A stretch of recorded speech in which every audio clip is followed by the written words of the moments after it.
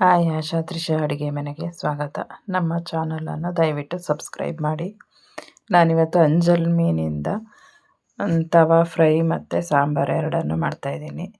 ಅಲ್ಲಿ ನೀಟಾಗಿ ಕ್ಲೀನ್ ಮಾಡಿ ಅವರೇ ಪೀಸ್ ಎಲ್ಲ ಕಟ್ ಮಾಡಿ ರೆಡಿ ಮಾಡಿ ಬಕೆಟಿಗೆ ಹಾಕಿ ಐಸೆಲ್ಲ ಹಾಕಿ ಚೆನ್ನಾಗಿ ಪ್ಯಾಕ್ ಮಾಡಿಕೊಟ್ಟಿದ್ರು. ಇದು ಮಂಗಳೂರಿಂದ ತರಿಸಿದ್ದಂಥ ಮೀನು. ಫಂಕ್ಷನಿಗೆ ಹೋಗಿದ್ರು ಅಂತ ನಮ್ಮ ಮನೇಲಿ, ಅಲ್ಲಿಂದನೇ ತಗೊಬಂದರು ಫ್ರೆಶ್ ಆಗಿರುತ್ತೆ ಅಂತ. ಫಸ್ಟ್ ಮಸಾಲೆ ರೆಡಿ ಮಾಡಿ ಇಟ್ಕೊಳ್ಳೋಣ ಫ್ರೈ ಮಾಡೋಕ್ಕೆ. ಹಸಿಮೆಣ್ಸಿಕಾಯಿ, ಪುದೀನ, ಕೊತ್ತಂಬರಿ ಸೊಪ್ಪು, ಬೆಳ್ಳುಳ್ಳಿ, ಶುಂಠಿ, ಅರಿಶಿನ ಇದನ್ನು ಚೆನ್ನಾಗಿ ರುಬ್ಕೊಂಡು ಮಿಕ್ಸಿಗೆ ಹಾಕಿ ಅದಕ್ಕೆ ಸ್ವಲ್ಪ ನಿಂಬೆ ರಸ ಮತ್ತು ಉಪ್ಪು ನಿಂಬೆ ರಸ ಎಲ್ಲನೂ ಹಾಕಿ ಚೆನ್ನಾಗಿ ಕಲಸಿ ಮಿಕ್ಸ್ ಮಾಡಿ ಇಟ್ಕೋಬೇಕಾಗುತ್ತೆ.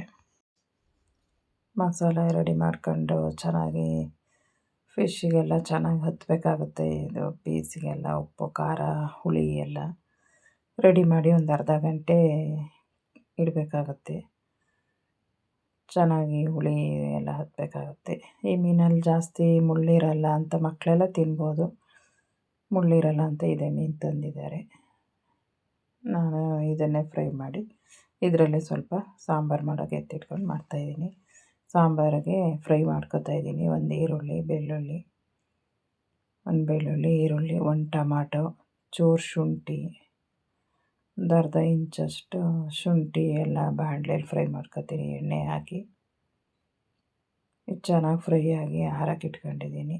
ಸ್ವಲ್ಪ ಹುಣಸೆಹಣ್ಣು ನೆನೆಸಿಟ್ಕೊಂಡು ಆಮೇಲೆ ಬೇಕಾದ್ರೆ ಹಾಕೋಬೋದು, ಖಾರಕ್ಕೆ ಹಾಕೊಂಡು ರುಬ್ಬೋದು. ಇಲ್ಲಿ ತೆಂಗಿನಕಾಯಿ ಮತ್ತು ಚಕ್ಕೆ ಲವಂಗ, ಫ್ರೈ ಮಾಡಿದ್ದಂಥ ಈರುಳ್ಳಿ, ಟೊಮೆಟೊ, ಖಾರ ಪುಡಿ, ಸಾಂಬಾರು ಪುಡಿ ಎಲ್ಲನೂ ಹಾಕಿ ಖಾರ ರುಬ್ಬಿಟ್ಕೊತಾ ಇದ್ದೀನಿ. ಕೊತ್ತಂಬರಿ ಸೊಪ್ಪು, ಟೊಮೆಟೊ, ಈರುಳ್ಳಿ ಎಲ್ಲ ಫ್ರೈ ಮಾಡಿ ಸಾಂಬಾರು ಮಾಡೋದ್ರಿಂದ ಸಾಂಬಾರು ಟೇಸ್ಟ್ ಚೆನ್ನಾಗಿರುತ್ತೆ. ನೀವು ಟ್ರೈ ಮಾಡಿ ನೋಡಿ. ಪಾತ್ರೆ ಇಟ್ಟು ಅದಕ್ಕೆ ಸ್ವಲ್ಪ ಎಣ್ಣೆ ಹಾಕಿ ಒಗ್ಗರಣೆಗೆ ಒಂದು ಈರುಳ್ಳಿ ಕಟ್ ಮಾಡಿ ಇಟ್ಕೊಂಡಿದ್ದೀನಿ. ಒಗ್ಗರಣೆಗೆ ಈರುಳ್ಳಿ, ಆಮೇಲೆ ಕೊತ್ತಂಬರಿ ಸೊಪ್ಪು ಲಾಸ್ಟಲ್ಲಿ ಉದುರಿಸೋಕ್ಕೆ ಈರುಳ್ಳಿ ಹಾಕ್ತಾಯಿದ್ದೀನಿ. ಈರುಳ್ಳಿ ಚೆನ್ನಾಗಿ ಫ್ರೈ ಆಗಲಿ. ಮುಂಚೆ ಎಲ್ಲ ಕರಿಬೇವಿನ ಸೊಪ್ಪು ಹಾಕ್ತಾಯಿದ್ದು ಒಗ್ಗರಣೆಗೆ. ಈಗೆಲ್ಲ ನನಗೂ ಅಭ್ಯಾಸ ತಪ್ಪದಂಗೆ ಆಗಿದೆ. ಈ ಒಗ್ಗರಣೆಗೆ ಬರೀ ಈರುಳ್ಳಿ ಹಾಕಿ ಮಾಡ್ತೇವೆ. ಈರುಳ್ಳಿ ಫ್ರೈ ಆದ ನಂತರ ಮಸಾಲೆ ರುಬ್ಬಿಟ್ಕೊಂಡಿರೋವಂಥ ಮಸಾಲೆ ಹಾಕ್ತಾಯಿದ್ದೀನಿ.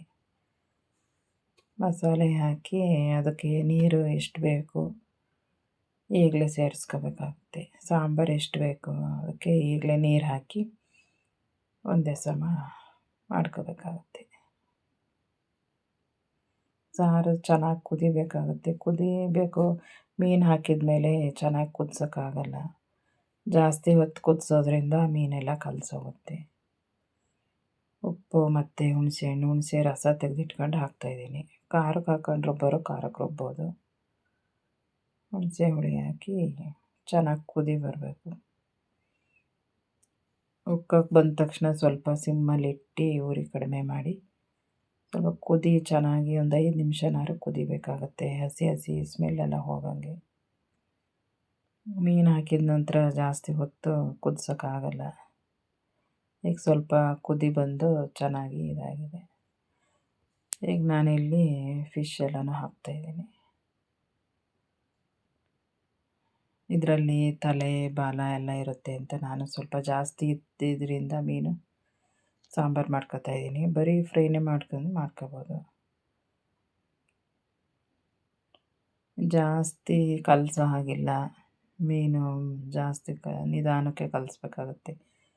ಈ ಥರ ಅನ್ನ ಬಡಿಸೋ ಅಂಥದ್ದು ಮತ್ತು ಮೊಗಚುಕೈ ಆ ಥರದ್ರಲ್ಲಿ ಚೆನ್ನಾಗಿ ನಿಧಾನಕ್ಕೆ ಮಿಕ್ಸ್ ಮಾಡಬೇಕಾಗುತ್ತೆ.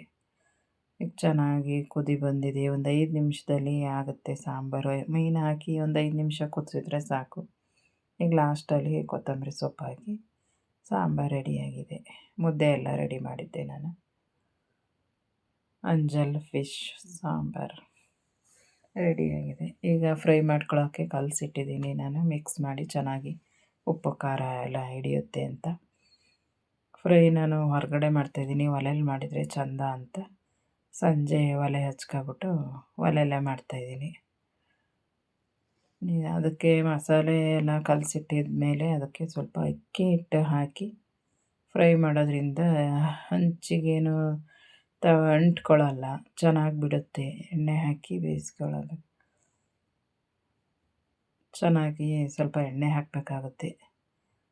ಈ ಮೀನಲ್ಲಿ ಜಿಡ್ಡಿನಾಂಶ ಕಡಿಮೆ ಇರುತ್ತೆ, ಜಿಡ್ಡಿನಾಂಶ ಅಂತೂ ಇರೋದೇ ಇಲ್ಲ. ನಾವೇ ಎಣ್ಣೆ ಹಾಕಿದ್ದೆ ಅದರಲ್ಲಿ ಬೇಯಬೇಕಾಗುತ್ತೆ ಎಣ್ಣೆಲೆ.